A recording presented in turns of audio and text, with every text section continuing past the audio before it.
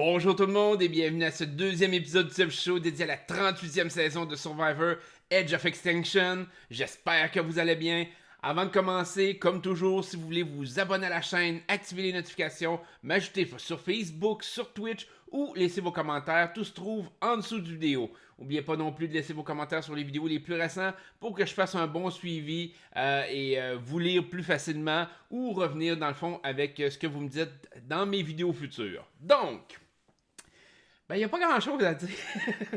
Sincèrement, jusqu'à maintenant, la saison de Survivor, je suis comme.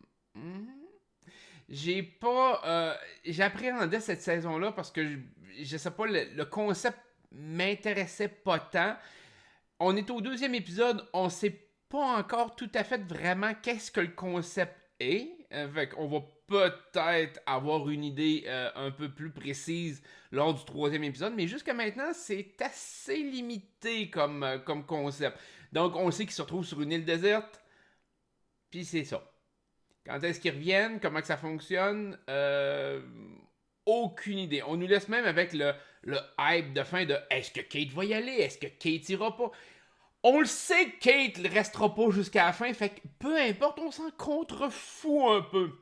Même si c'est des compétitions à gagner, Kate ne réussira pas à gagner toutes les compétitions jusqu'à la fin. C'est de survivre sur l'île sans bouger de là. Kate ne se rendra probablement pas jusqu'à la fin, même si la seule chose qu'il a besoin de faire, c'est de respirer et de se faire griller au soleil. Donc, à quoi ça sert de nous laisser sur un hype de même qui ne sert à rien que, moi, être franc, on s'en contrefou. On écoute l'épisode, c'est comme. Je m'en fous. Le gars peut de toute façon pas gagner à la fin. Le monde voulait le voir partir. Il est pas bon dans les compétitions. Il y a rien pour lui. Son jeu social est pas bon non plus. Reem, à la limite, on peut se dire, bon, ça fait sa badass, qu'elle revient, qu'elle kick des culs, ou ok, peut-être.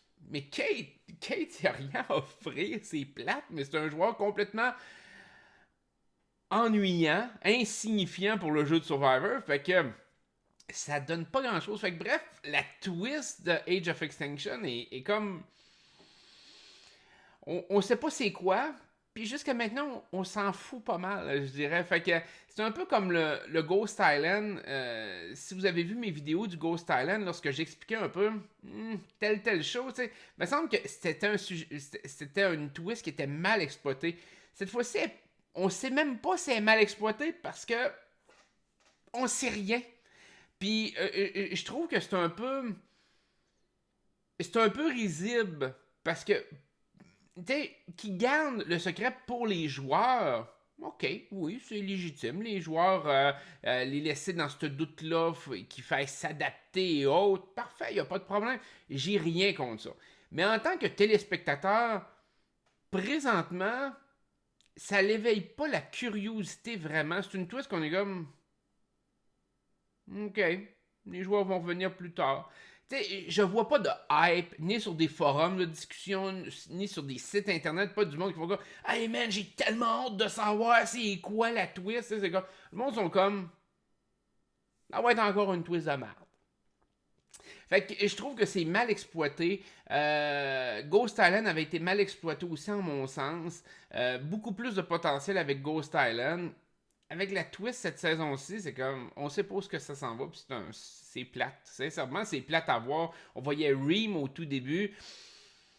Elle pleure, elle essaye de construire quelque chose, on sait pas trop. Elle se promène avec des trombes. C'est ça. Ok, c'est correct. Ça t'a mangé du temps. Parce que de toute façon, il faut qu'il mange du temps. Parce que sérieusement, le reste de l'épisode était aussi plate. Ça, c'est. Des fois, on en a parlé dans d'autres téléréalités, dans d'autres saisons aussi. C'est toujours une question de casting. Le casting est super important dans un jeu comme Survivor parce que tu auras beau avoir plein de twists, tu auras beau donner de la latitude à tes joueurs. Si tes joueurs sont plates, ben ton show est plate. C'est comme ça. Je veux dire, ça arrive, le casting vient avec. Là. Puis c'est normal d'être bad lucky une fois de temps en temps que ton casting fit juste pas ensemble. C'est correct. Mais cette fois-ci, je pense que ce qui nuit beaucoup au casting, parce que j'ai l'impression qu'il y a quand même du potentiel qui sommeille en arrière de certains joueurs. Pas de tous, mais de certains. Mais je pense que le problème vient de la twist de ramener 4 anciens joueurs. Je ne comprends pas pourquoi la production a scrappé peut-être une bonne saison, peut-être pas, mais peut-être une bonne saison avec une twist qui est insignifiante en mon sens, qui donne aucune plus-value à ton show. Parce que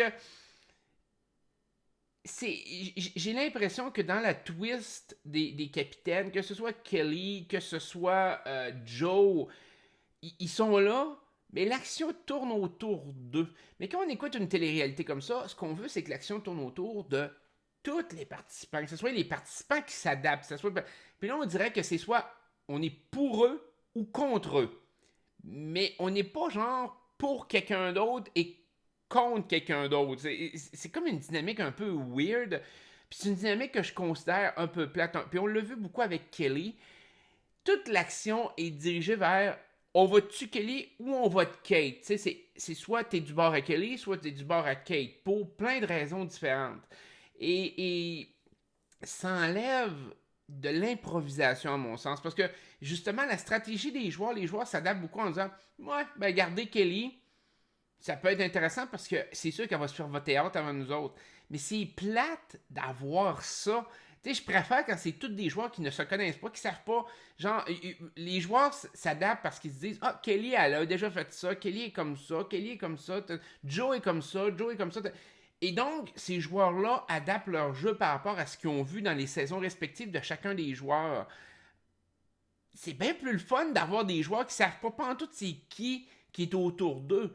Et rendu là, tu fais un All-Star ou tu fais un seconde chance ou tu fais quelque chose de ce type-là pour ramener tes joueurs que tu veux voir rejouer une deuxième fois ou une troisième fois dans ce cas-ci. Mais tu les mets pas avec des newbies. Puis je le sais que dans l'histoire autant de Survivor que Big Brother, quand des anciens capitaines reviennent, il y en a toujours un qui se fraye un chemin en finale, puis des fois qui gagne. On l'a vu avec Rob Mariano puis Russell Hantz. C'était à South Pacific. Rob avait gagné. Russell s'était planté complètement. On l'avait vu aussi avec Coach et Ozzy. Coach s'était rendu dans les 3 derniers. Ozzy avait été éliminé 4e. On dirait que les anciens réussissent toujours à se frayer un chemin jusqu'à la fin parce qu'ils connaissent le jeu, ils savent un peu comment jouer, ils savent comment compétitionner avec le monde. Fait que on dirait que les newbies restent comme dans l'ombre. Parce que dans ces saisons-là, à chaque fois qu'ils ramènent des vétérans, on pourrait dire, il y a peu ou pas de newbies qui pop. C'est très rare que tu as un newbie qui fait comme wow, tu sais que my god, lui il faut le ramener, tu sais. Je veux dire, je me rappelle du fan versus favorite qu'il y avait eu, où ce que Parvati avait gagné. Le seul fan qui est revenu, que la production a ramené, c'était Eric. Puis c'est le seul, je veux dire, de mémoire, j'essaie de penser, oui, je pense que c'est le seul. Toutes les autres avaient resté dans l'ombre. Dans la saison où ce que Rob avait complètement dominé, il y avait Philippe qui a été ramené, mais Philippe était juste complètement fou, fait que c'était facile de trouver une raison de le ramener. Mais c'est toujours comme ça, on dirait que on pourrait dire les nouveaux joueurs sont pas capables de shiner, on pourrait dire, de prendre le devant de la saison. Puis je trouve toujours ça dommage. Je veux dire, quand t'as des joueurs, puis ça enlève rien aux joueurs comme Joe, comme je dis, comme Kelly, avec les exploits passés, mais quand t'es à ta 3e chance, t'as jamais gagné, de te ramener dans une saison, puis ça me donne quasiment l'impression de faire comme, on les ramène parce qu'on veut qu'il y en ait un de ceux-là, qui étaient des favoris du public, qui étaient des favoris de leur saison respective. On en veut un de ces 4-là au moins qui gagne. On veut qu'il y ait un de ces 4-là qui soit couronné champion à la fin. Ben là, ça me donne quasiment cette vibe-là, surtout avec la twist qu'ils ont mis en place. Fait que, je pense que ça tue le jeu. Il y a certains concepts contre lesquels je suis. Tu sais, que je suis pas contre. Je pense comme à Blood versus Water, où il y avait des joueurs légendaires qui venaient avec quelqu'un qui était de leur famille ou un proche, puis ils jouaient avec ce proche-là. Donc, ils faisaient une tribu de héros, une tribu des personnes de la famille ou autre. Ça, c'est un concept qui peut être intéressant parce que là, il y a une dynamique très spéciale qui peut s'effectuer. Bon, un fan versus favorite, je considère que ça peut se jouer même si je suis pas vraiment pour. Mais 4 anciens qui viennent dans une saison de nouveaux, laissez donc les nouveaux expérimenter le saison. Laissez donc les nouveaux vivre l'expérience comme il faut, vivre la vraie expérience. Puis l'autre problème, c'est que t'as pas de joueurs super importants, ou du moins qu'on a la sensation qu'ils vont être super importants, qui sont intéressants à suivre. On prend juste David contre Goliath. Dès le premier épisode, il y avait des joueurs qu'on a comme Hey man, j'ai hâte de voir. Et je trouve que David contre Goliath est un des concepts les mieux implantés dans le sens que par rapport au casting, il y avait des joueurs qui voulaient vraiment jouer des deux côtés. Autant dans les Goliaths, autant dans les David, il y avait des joueurs qui étaient vraiment là pour jouer. Cette saison-ci, on a l'impression que les joueurs sont pas vraiment là pour jouer. Ils font de la figuration plus qu'autre chose au début. Puis l'action se passe autour des 4 capitaines. Fait que c'est pas les nouveaux joueurs qui font l'action. Puis peut-être que les nouveaux joueurs sont juste plates. Ça fait partie de la game du casting, mais d'avoir mis 4 capitaines, définitivement, ça nuit énormément au jeu. Fait que, qu'est-ce que je m'attends de cette saison-ci? J'ai l'impression que ça va être une mauvaise saison. Sincèrement, j'ai le feeling que ça va être une mauvaise saison. Ça part mal. Et je vois pas comment que la saison pourrait changer dramatiquement pour dire wow, ça devient complètement fou. Parce que généralement, on le sent tout de suite d'avance quand une saison va être percutante. Je veux dire, il y a toujours des moves, il y a toujours des choses qui ont l'air à se tramer. Il y a l'air d'avoir des histoires qui se développent très rapidement dès le pre-merge. Présentement, on n'a pas la sensation qu'il y a des moves importants qui vont être faits. L'élimination de Kelly est quasi inévitable. On le voit venir. À moins que ça soit extraordinaire et qu'elle s'en va sur une run d'immunité ou je sais pas trop quoi. Mais sinon, j'ai pas tant.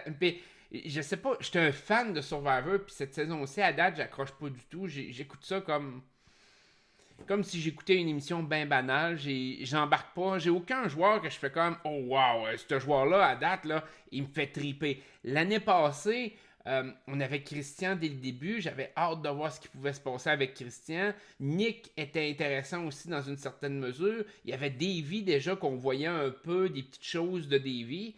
Quand je repense à Ghost Island, Dominic était super intéressant dès le début. Wendell, sensiblement proche du début, on l'avait vu. Je repense à la saison 35, Ben, il y avait aussi Chrissy. Cette saison aussi, je regarde ça, puis j'ai aucun sentiment d'appartenance envers aucun joueur. Je suis comme. Je sais pas. Peut-être que ça va popper, mais j'ai l'impression que ça va être une saison qu'à la fin, on va regarder ça, on va dire ouais, c'est une saison comme justement comme South Pacific, comme je vous parlais tantôt, où ce que Rob a complètement dominé la saison, à la fin il a gagné, puis c'est comme ouais, c'est correct.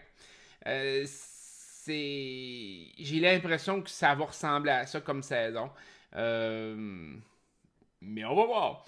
Fait que je m'attarde pas plus. C'est une vidéo qui est un petit peu plus déprimant, mais je trouve ça plate quand même que le concept cette saison-ci de Survivor, j'accroche pas du tout. Peut-être que quand on va connaître un peu plus de détails, c'est à twist, ça va peut-être être un peu plus intéressant. À date, les idoles ont pas l'air d'avoir une importance à court terme. Il y a pas l'air d'avoir vraiment de nouvelles grosses twists en arrière ou des choses. Bon, je vous avais parlé quand même du choix par rapport à comme l'idole du premier épisode. Fait que ça peut être intéressant. J'ai hâte de voir comment que ça va jouer. Mais à part de ça, le casting est pas bon. Le casting est vraiment pas bon, à mon sens. Puis, c'est sûrement pas aidé par les 4. Fait que bref, je me répéterai pas 100 fois. Je vais vous laisser là-dessus. Prenez soin de vous autres. Si vous avez aimé la vidéo, n'oubliez pas de liker. Ça me va me faire super plaisir. Et je vous dis à la prochaine. Bye bye.